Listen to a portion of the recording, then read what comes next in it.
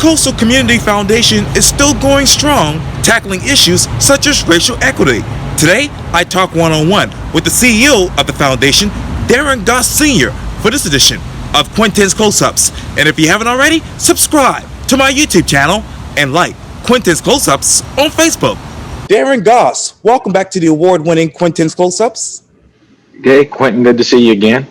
Yes, sir. Obviously, you're the executive director of the Coastal Community Foundation. Yes, sir. Who is Darrin Goss Sr. in 2021? Resilient, like everybody else. Hopeful, I hope, like most people are, given the circumstances and issues that we continue to face, and resolved to continue the great work that we do at the Community Foundation and seeing and building vibrant communities for all people. So that's who I am in 2021. And obviously, the foundation began as a grassroots effort led by residents with a passion for community service. What effort are you using today? Well, we've got a lot of great things going on at the Community Foundation, Quintin. I think principal of all, we made an announcement last month about a tremendous opportunity through Facebook, a grant that would see $1 million go to Black-led, Black-focused organizations in the Tri-County area, Dorchester, Berkeley, and Charleston counties. And we're going to kick that off in the next several weeks. We're looking forward to that because not only does it build resiliency in Black communities, but it provides much needed capital through grant making to Black-led organizations that have been, historically under-resourced. And so we want to thank Facebook and then challenge other corporate leaders to follow suit in making sure that those who have a unique experience, the Black experience, actually benefit from the resources that are intended to help solve and build community, specifically in the Black community. And so we're happy to be on the front of that and partnering with Facebook to do it. What is the typical capital for the Black-owned businesses here in Charleston right now, as you know it? Yeah, I think not only historically, but I think in our contemporary space, small business owners who are minority Black and women-owned businesses struggle to get the same kind of access to capital that their white counterparts may get. We heard this in our community conversations over the last couple of years. It's one of the principal reasons why access to economic opportunity is one of our 3 community focus areas from our civic engagement agenda.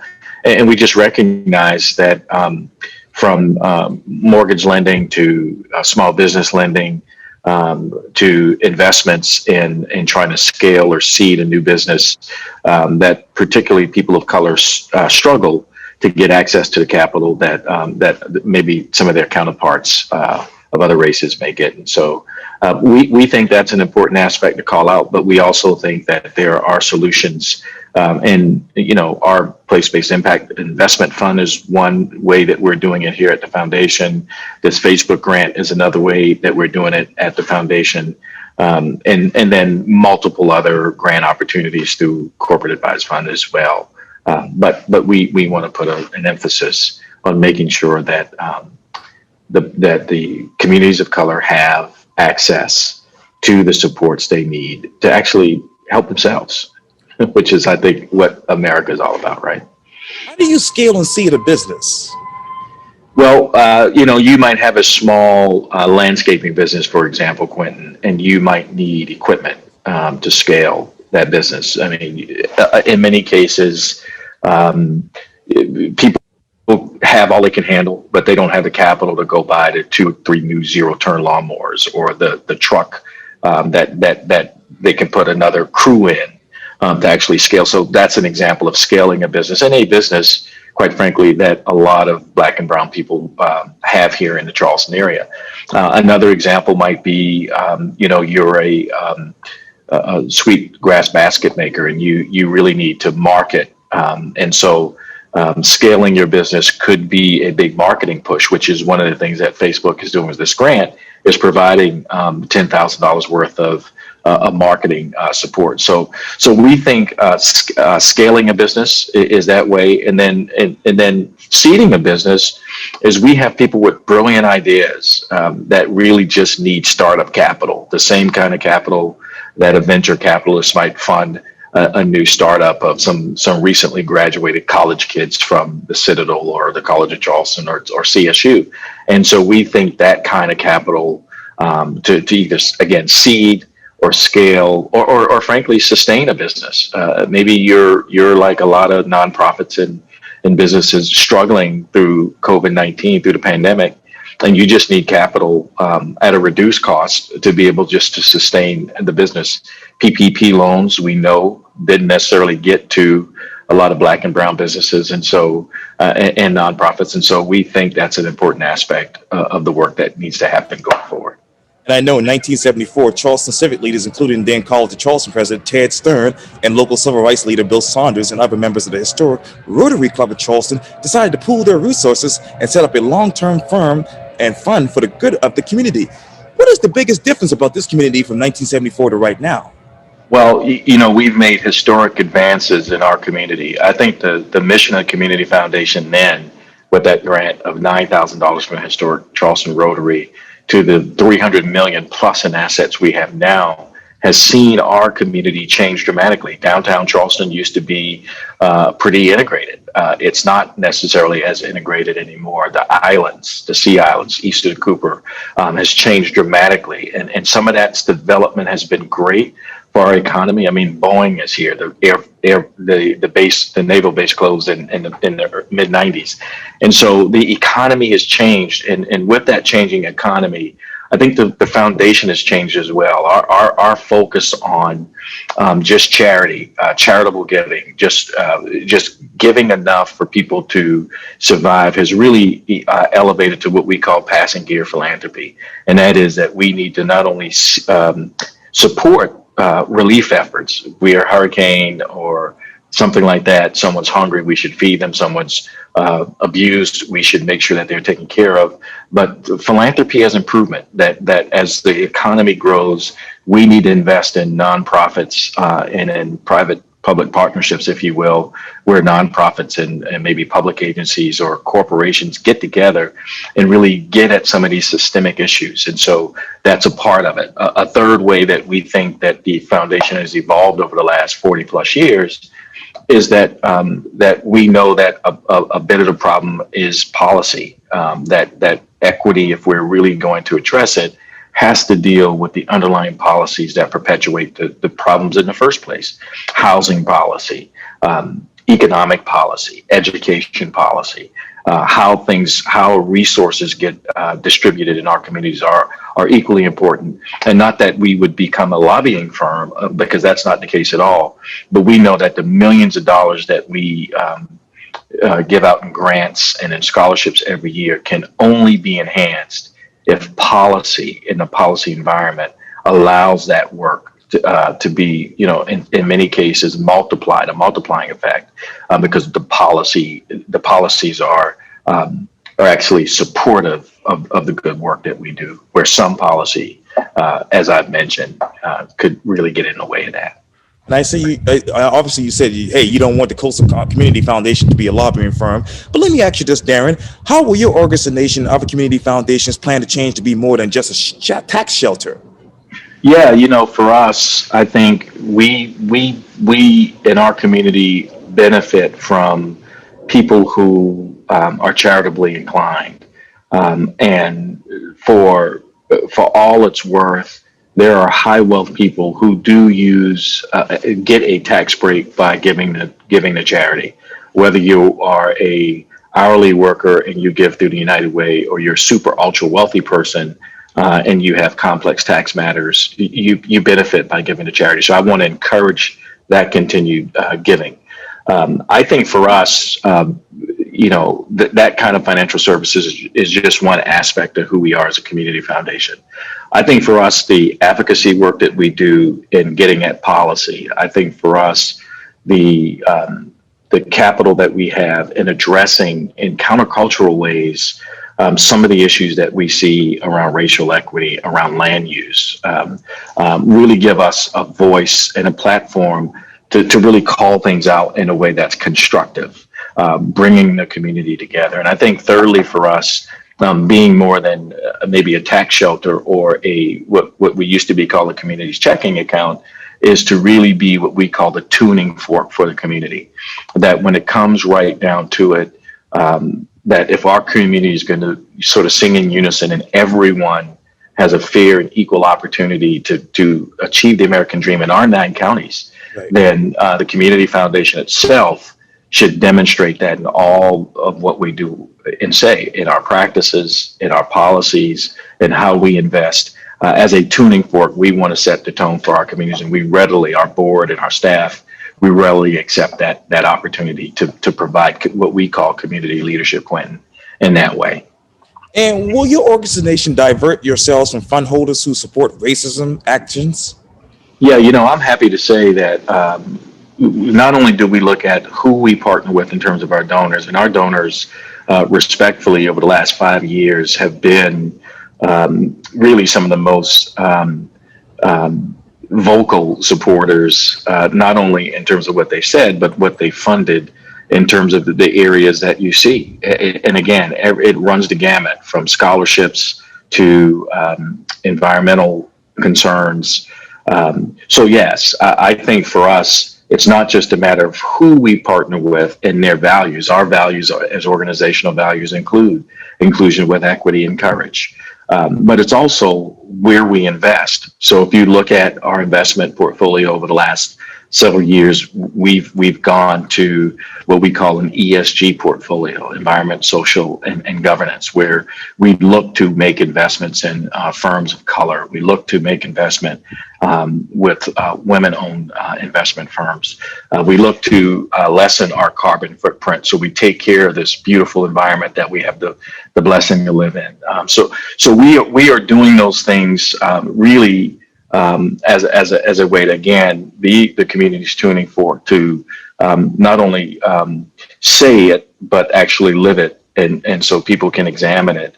So we set the example. So for us, it's not just who we partner with in terms of donors, but it's also where we invest our resources and who we are as a community. I would invite people to look at this community foundation with regard to other organizations our size and scope in the region, and then from our board to our staff to our donors, it's a cross section of the community with very conservative folks, very liberal folks, and we like it that way. That creative tension. It so happens that this is the day we commemorate Martin Luther King Day.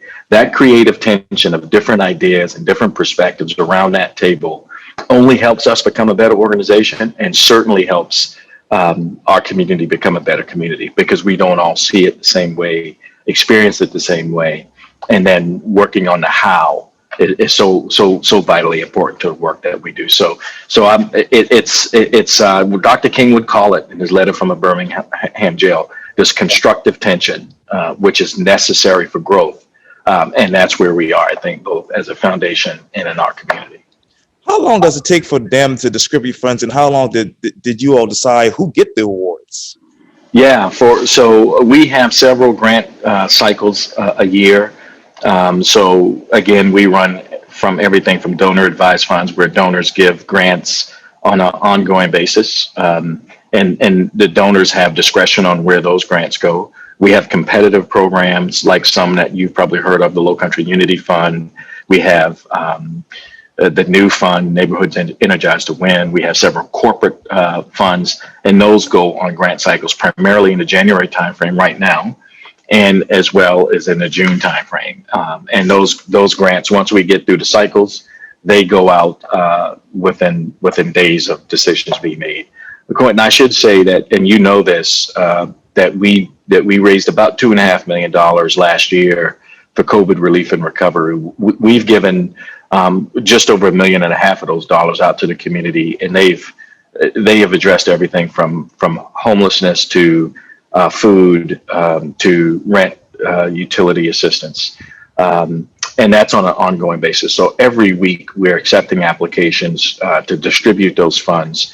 We think that's responsive philanthropy, and that's happening right now on a weekly basis for those who need that kind of support.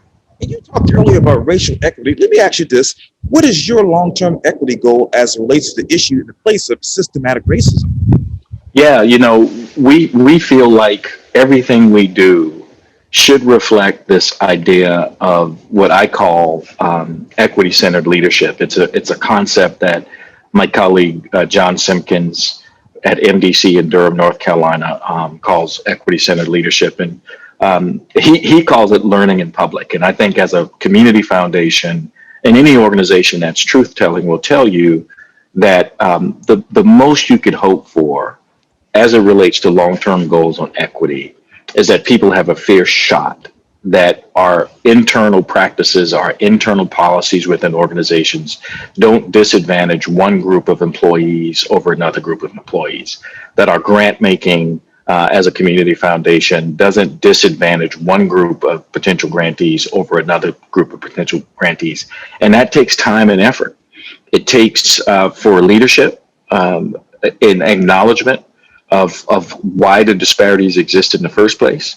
It also takes an acknowledgement that within our organizations that there are implicit biases that take place within ourselves.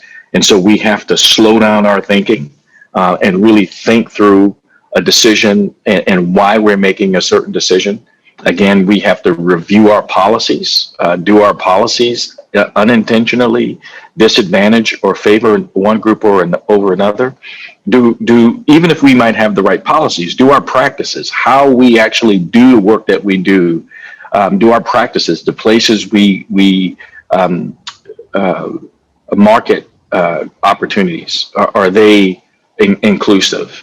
And then finally, I think the true test is what sort of the scriptures say is where your treasure is, there's where your heart is. And I think if you have a heart toward equity and equity-centered leadership, then your investments will follow. Where you spend your resources of financial resources will really determine where your heart is. And so for us as an organization, we want to get better next year than we were before. Our spend in terms of vendors, we need to look and that needs to play out. Our board and staff need to continue to be diverse and excellent. Where we invest in our portfolio needs to continue to add diverse managers. How and who we attract in terms of donors needs to be far more diverse than they are today, because we do have people in our communities of color who have wealth, and we need to make sure that they understand this is a place for them. As a matter of fact, one of the great programs that we have the privilege of launching as a result of this Facebook grant is what we're calling right now working title Black Giving Circle. And that's an acknowledgement that there are people of African descent who have accumulated wealth and others who are working hard to do so that should have a say in philanthropy, and that they can combine resources and then commit those resources to the things that they find important to them from their perspective. So the issue of equity is far more time and energy than we have the pleasure and time to get into. I'd love to come back with you one day and just sort of unpack that and what it might look like in our community. But our framework is equity-centered leadership, and it really hinges on those four things: a true appreciation and acknowledgement of why we got here, the policies, the practices that got us here, systemic racism. And then internally, as well as externally in community, a clear understanding of the policies that keep us in the situation that we're in with the inequities and the disparities. A clear understanding that we may have to change the practices, who and how we recruit, who we engage, how we invite people. And then fourthly, the investments. You have to look at where you're spending your money to really determine your level of commitment, where your heart is in terms of really addressing these issues. And I would say the Community Foundation is working on it. We have a far way to go, but we're getting better every year. Have racist and other forms of oppression been used as political tools in decision making around this issue? I think. Are you talking about philanthropy as a general issue, or yes, are you talking? Yeah, I think for the most part, and I can't speak for colleagues before. I think if you were to ask anyone who does this work, who are right-minded, they would tell you that racism and a racial bias that has nothing to do with the allocation of resources, that they are looking at qualifications of the nonprofits, they're looking at the need, they're looking at the data, the sophistication of the application process, and that race has nothing to do with it. Here's what we know. We're human beings, and we have these things called implicit biases. Much of that has to do with class and race. And so to think that a racial paradigm doesn't creep in to a decision-making process would be a little bit naive. To think that when you're judging an application for a grantee, if that application is maybe not as sophisticated, if that grantee is new, not as articulate in the writing of that application, and if you sort of start to audit where those who fall out of the process, again, a race-neutral process, I would probably say, and we did it, the preponderance of those are probably led by people of color. And so back to my point about really looking at your practices and your policies and how it actually plays out in real time is such an important aspect of the work that we have to do. So I think from an implicit racial standpoint, no. I think explicit, excuse me. But I think implicitly, I can't help but think that race and racial bias may have something to do with the. I know it does actually, with the allocation of resources and who has access, and that's why we have to be very intentional about addressing these issues. And I know when you go back to equity, let me ask you this, Darrin, do you have any measures of buy-in to advance your equity goal? Yeah, I mean, the YWCA and LaVonda Brown has been a great partner with us, as well as Metanoia, Tri-County Cradle to Career, many other organizations over the last 5 years to do what I call sort of addressing racial equity 101, and that's the Racial Equity Institute here in Charleston. And I think we've well trained over 1,000 people now, and just this language of racial equity. What does it mean that there's systemic racism, and have language around that, a common understanding for the history and what brought us here, a detailed understanding about implicit bias and how to work through our own biases. I think that fundamental level of understanding is critical for us to be able to advance a racial equity agenda. I think there are several corporations and businesses that have jumped on the Greater Charleston Chamber of Commerce, the CRDA, Try to United Way, others, Blackbaud, and their commitment, just hiring Michael Moore as their first VP for diversity. So critical. Boeing has been a big investor in issues like this over the years. The Intertech Group, my friend and colleague, Anita Zucker, right, has been at the forefront, not only in terms of racial equity and injustice, but really addressing anti-Semitism. So all of this is working in our community, and I think we ought to be proud. I think the constructive tension that's in our region right now, I think is healthy and necessary, but I think we have to stick to it. This might be a tough question, but are African Americans and other people of color experienced as the problem or as problem solvers?